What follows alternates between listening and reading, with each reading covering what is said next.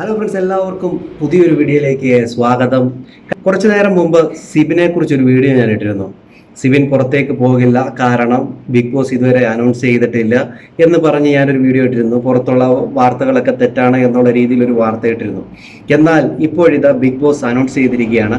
അപ്പോഴേ ഞാൻ പറഞ്ഞിരുന്നു, ബിഗ് ബോസ് പറയുമ്പോഴോ അല്ലെങ്കിൽ നോമിനേഷനിൽ നിന്ന് ബിഗ് ബോസ് സിബിൻ്റെ പേര് മാറ്റിയാൽ മാത്രമേ ഞാൻ വിശ്വസിക്കുകയുള്ളൂ എന്ന് ഞാൻ പറഞ്ഞിരുന്നു.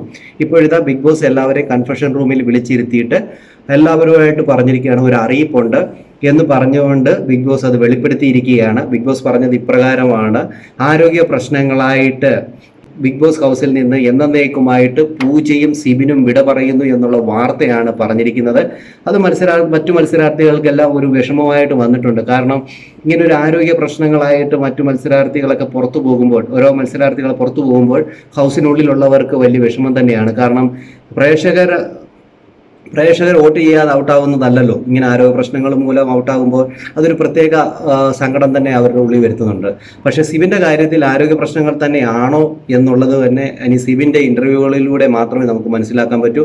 സിബിൻ പുറത്തിറങ്ങി തരുന്ന ഇൻ്റർവ്യൂവും സിബിൻ പുറത്ത് പറയുന്ന കാര്യങ്ങളുമൊക്കെ ഇനി എന്തൊക്കെയാണെന്ന് നമുക്ക് കാത്തിരുന്ന് തന്നെ കാണേണ്ടതുണ്ട്. എന്താണ് അവിടെ നടന്നത്, സിബിൻ എന്താണ് എഫക്റ്റ് ചെയ്തത്? പൂജയുടെ കാര്യം നമുക്ക് ഓൾറെഡി അറിയാം, ഡിസ്കിൻ്റെ പ്രോബ്ലമാണ്. അതിനൊത്തിരി ചികിത്സകൾ ആവശ്യമുള്ളത് കൊണ്ട് തന്നെ ഇനി പൂജയ്ക്ക് തിരിച്ച് കയറാൻ പറ്റില്ല എന്നുള്ളതാണ്. പക്ഷേ സിബിൻ്റെ കാര്യം അങ്ങനെയല്ല. സിബിന് ഒരു മാനസികമായ വിഷയങ്ങളാണ് അവിടെ സംഭവിച്ചത്. അതിന് ബിഗ് ബോസിന് വലുതായിട്ടുള്ള ഒരു മുഖ്യ പങ്ക് തന്നെ ഉണ്ട്. അത് എന്തായാലും സിബിൻ അത് പുറത്തു പറയുമോ ഇല്ലയോ നമുക്ക് കാത്തിരുന്ന് തന്നെ കാണാം. വാർത്തകൾക്കായി ഈ ചാനൽ സബ്സ്ക്രൈബ് ചെയ്യാൻ മറക്കല്ലേ ഗൈസ്. അപ്പോൾ അടുത്ത വീഡിയോയുമായിട്ട് കാണാം. Bye bye.